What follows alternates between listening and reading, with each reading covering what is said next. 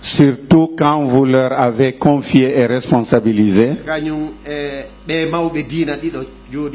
Quand vous leur avez confié les deux sages religieux qui sont à vos côtés. Les sages du Fouta, ils feront tout et le meilleur d'eux-mêmes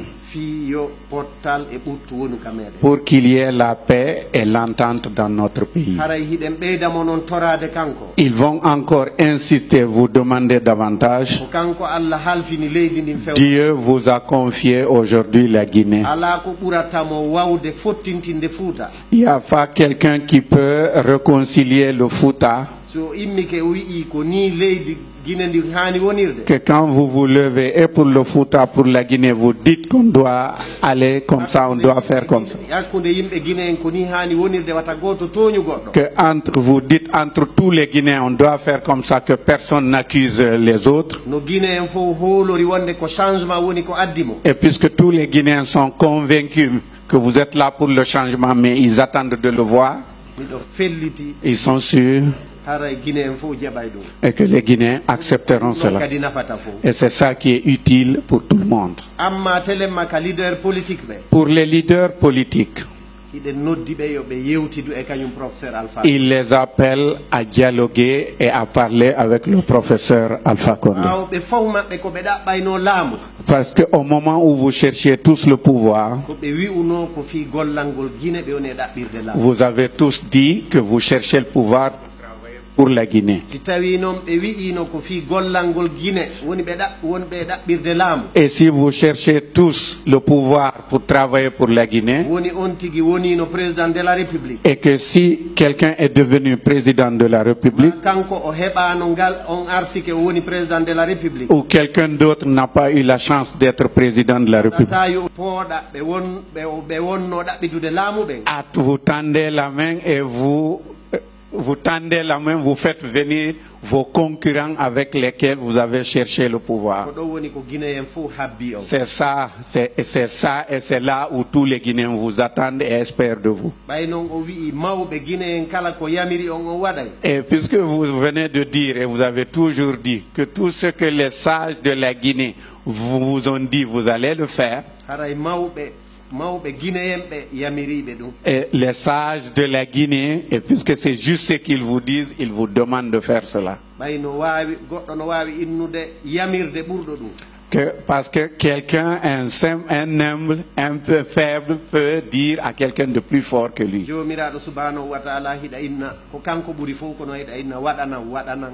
Le prophète qui est supérieur à Allah, Dieu qui est supérieur à tout le monde, on peut donc lui dire fais-moi, fais-moi. Et ça fait partie donc avec insistance que les sages du Fouta l'ont mandaté pour le porter à votre bienveillante attention. Il s'excuse si le message a été long. Mais c'est sur votre visage et la détente que vous avez qui font qu'ils vont sur cette lancée et ils sont aussi explicites. Les doyens qui sont plus âgés que lui sont là. C'est à eux que va revenir l'honneur de faire les bénédictions. Il s'excuse et il prie sur Dieu et le prophète.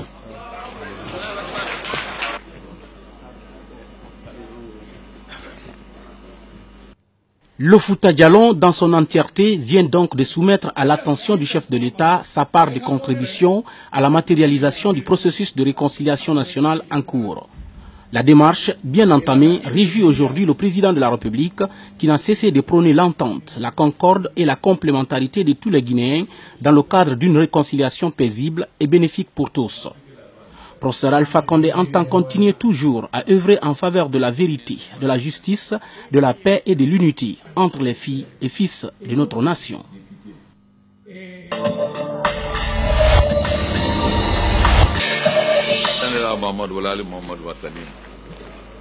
La prière sur le prophète. Kotoli, Kosadi, on sait que jam, ko ala on sait que jam.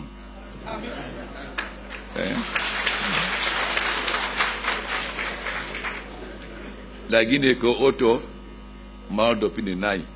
Si goto alat pini auto no yata.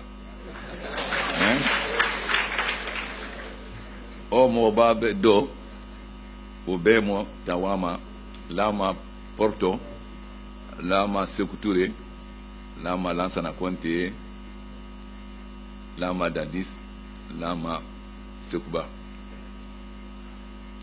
ube ido andi la Guinée burilam ido burmi andude lawol ko dion ko jenko mi nana seda pulo me e pula me mi wawata wodude so atuna hake me mo walu to français Bravo. Je souhaite la bienvenue à tous les grands sages venus de notre contrée du Fouta. Nous savons que le Fouta est une grande région religieuse. Vous avez cité Tiana Boubandian. J'ai fait mes études avec beaucoup d'enfants de cette famille. Nous avons eu à lutter politiquement ensemble. J'ai fait presque tous les districts du Fouta. J'ai fait tous les districts de l'Abbé, de Koubia, de Lelouma, de Dalaba, de Mamou. J'ai fait les districts de Mali, sauf la frontière avec la République du Mali. J'ai fait la préfecture de Tougué, sauf la partie qui est frontière avec le Mali. Vous savez que la route est très très difficile. J'ai beaucoup écouté, mais j'ai répondu aussi. J'ai posé une question. J'ai dit le Fouta connaît beaucoup la chefferie. Depuis Karamoa Alpha, ou à Sori, son guerrier, le Fouta connaît si bien la chefferie qu'elle a eu à trancher entre les descendants de Karamoa Alpha et de Sori, son guerrier. Karamoa Alpha était le chef religieux. Il a dirigé la guerre contre les Dialonkés parce que les Dialonkés ne voulaient pas être musulmans. Mais en homme sage, il a compris que son fils ne pouvait pas assurer la direction du royaume. Il a choisi son seul guerrier, Sori. Son fils a trouvé cela injuste. Il y a eu beaucoup de guerres entre les Alfaya et les Soria. Mais le Fouta a su trouver la solution. Ils se sont réunis à Fukumba et ils ont décidé que les Soria gouverneront 2 ans et l'Alfaya 2 ans. Mais c'était une mauvaise solution parce que le pouvoir se partage difficilement. Donc quand le Soria était Almami, après 2 ans, il refusait de quitter. Tout le Fouta se mettait avec les Alfaya pour combattre les Soria. Finalement, les Blancs ont tranché en faisant 2 Almamia, l'un à Mamou, l'autre à Dabola. Donc ça veut dire que diriger, ce n'est pas facile. Mais le Fouta connaît mieux la chefferie plus que tout le monde. Dans le passé du Fouta, quand vous venez dans une maison, quand on met une natte, la personne ne s'assoit pas. Il tire la natte pour voir qu'est-ce qu'il y a en dessous. Parce que très souvent, c'est comme ça que les chefs s'entretuaient. Ils mettaient des saguets au fond, ils mettaient la natte.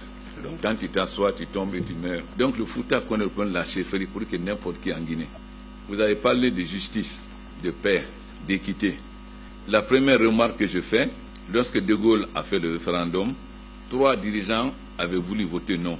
Sékou Touré, que Dieu ait son âme en Guinée, Djibo Bakary, que Dieu ait son âme au Niger, Senghor et Lamine Gueye, que Dieu ait l'âme au Sénégal. Mais la Guinée seule a pu voter non, grâce à Sékou et à Barry Diawandou. Pourquoi? Les Blancs ont proposé beaucoup d'argent à Barry Diawandou pour faire voter le Fouta non.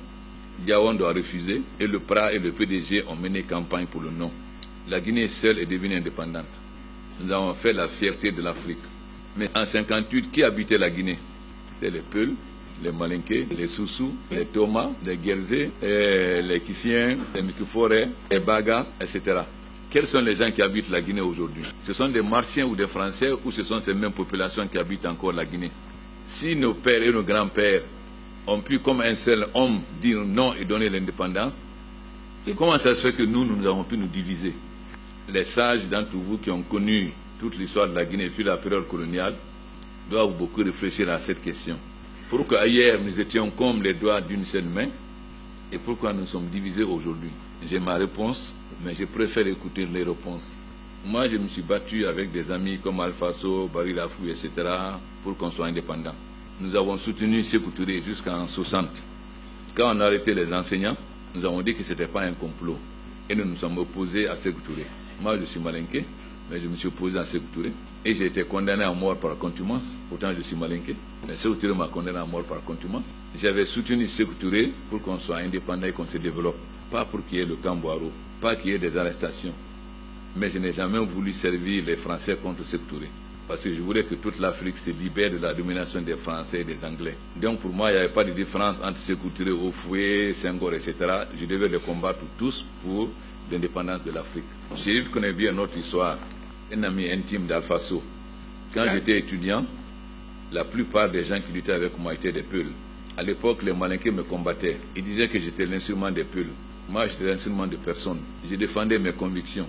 Et la plupart de mes compagnons étaient les descendants de Tchernobyl Banyan. Posaient la question à Balé Moutaga, à Asimiou, à Babraman Para, etc., à Daï.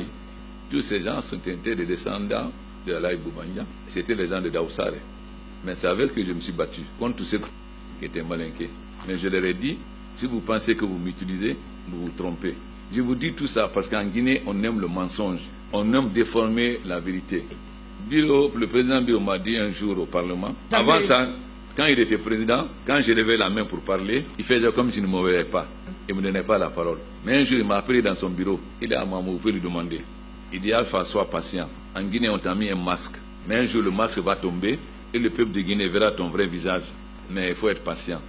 Donc, pendant tout ce temps, nous avons lutté contre Sékou Touré. Un jour, Daï est venu me voir. Il dit, maintenant, tout va bien marcher. J'ai dit, pourquoi? Il dit, nous avons exclu du parti Alpha Ibrahima Sow.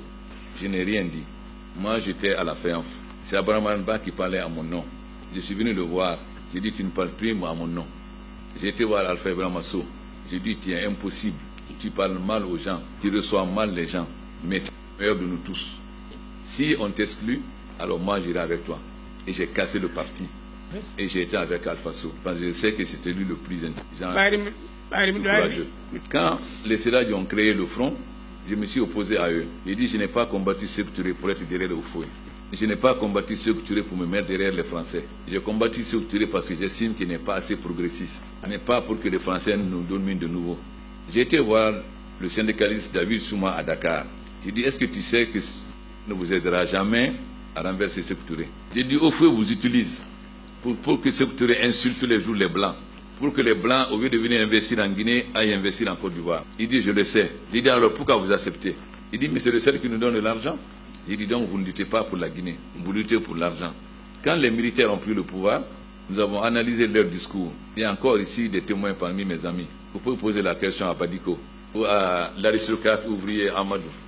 J'ai dit, les militaires qui viennent de prendre le pouvoir, ils vont tuer comme Sékou Touré. Ils vont violer les droits comme Sékou Touré. Mais Sékou Touré n'a pas développé la Guinée, mais il a laissé la Guinée intacte. Sékou Touré a été nationaliste.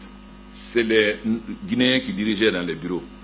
Ces militaires-là, ils vont faire revenir les faux blancs qui vont venir prendre notre économie. Ça, c'était le constat. Mais tous les Guinéens étaient dans la rue. Vive le CMRN, vive le changement. Donc si nous, on avait voulu attaquer les militaires en ce moment-là, le peuple n'allait pas comprendre. Nous avons donc décidé de choisir une voie qui était l'opposition constructive. Nous avons commencé à sortir des brochures avec le mouvement MND, Mouvement National Démocratique. Nous avons sorti une première brochure, quel avenir pour la Guinée. Nous avons dit, pour que la Guinée se développe, voilà le chemin que nous allons prendre. Si nous prenons ce chemin, la Guinée va de l'avant. Mais si nous prenons cet autre chemin, la Guinée va s'enfoncer. On savait bien que c'est ce chemin que les militaires vont prendre. Mais il fallait que le peuple lui-même s'en rende compte un jour. Rappelez-vous, le président Conté a dit, nous les militaires qui sont venus au pouvoir, nous sommes pauvres. Si vous voyez un de nous demain avec une voiture ou avec une maison, c'est qu'il a volé. Dans cette brochure, nous avons dit beaucoup de sociétés vont venir. Ils vont développer le trafic. Il y a un débat à la télévision. Mon grand frère Fasciné Touré a commencé d'abord par dire que j'ai raison. Mon grand frère Bamoma dit d'autres. Oh, on dit Alpha, c'est un communiste, il ne fait pas de propositions. Donc nous avons sorti notre brochure, proposition pour la Guinée. Nous avons dit voilà ce qu'il faut faire dans l'éducation, dans la santé, l'agriculture, etc. Toutes ces brochures sont encore là. Chacun peut les consulter, les lire. Aussitôt, les gens de Conté ont pris cette brochure et ils ont fait leur fameux discours de mois de décembre, je ne sais plus quel jour. Il y a des gens qui ont commencé à m'attaquer en disant que je suis devenu le Kalmoko de Conté. Et jusque-là, je n'étais pas encore venu en Guinée.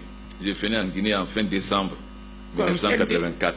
En janvier, j'ai créé le journal, le premier journal indépendant, pour commencer à expliquer ma ligne.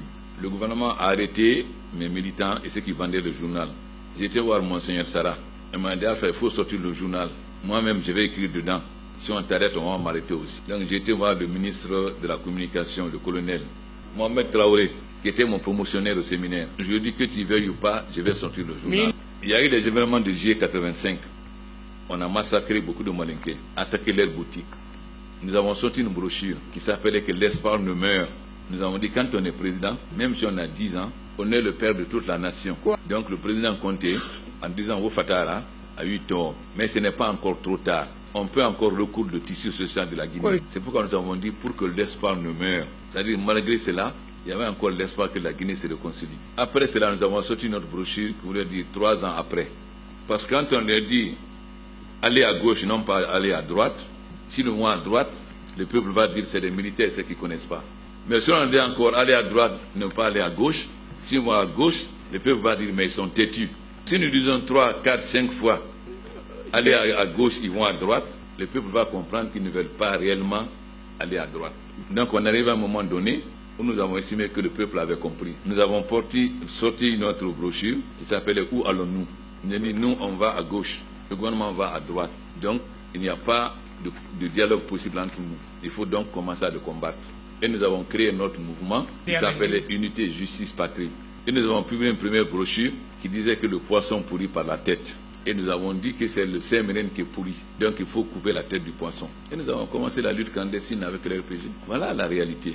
Mais les grands cadres ne se sont pas battus avec moi. Si on le savait compter, qui s'est battu avec moi? Ce sont les miskines, les femmes, les jeunes, etc.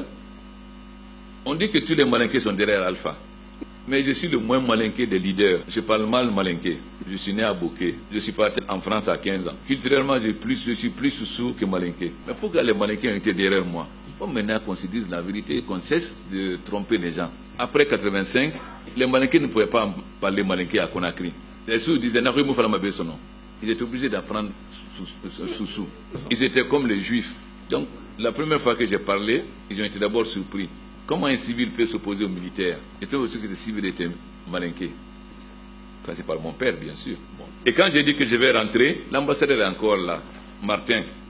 Quand il lui a dit de ne pas me donner de passeport, ils ont dit aux compagnies que la première compagnie qui va m'amener, on va brûler son avion à l'aéroport. J'ai pris mon ancien passeport de 63. Parce qu'après 85, ce que nous avait exclu, on n'avait plus le passeport, nous étions pris des Guinéens, on était la 5e colonne. Donc c'est avec un passeport périmé depuis longtemps que je suis venu en Guinée. Et les étudiants ont pris l'aéroport. Ils ont dit que si au bout d'une heure je ne sors pas, ils vont casser l'aéroport. Donc, les Malinqués se sont levés. Ils ont commencé à parler. Ils ont dit, le conon. Notre bouche était dans le sac. Il est dans les camps Nafoulin. Donc, ils ne m'ont pas suivi par racisme. Vous avez beaucoup de leaders politiques malinqués. Pour mère ou père sont dans mon parti, pas dans celui de leur fils. Mon ami député de Ségrin du PUP est parti voir son père. Il dit, Mfa, dilemme, malo dilemme. C'est moi qui te donne le riz.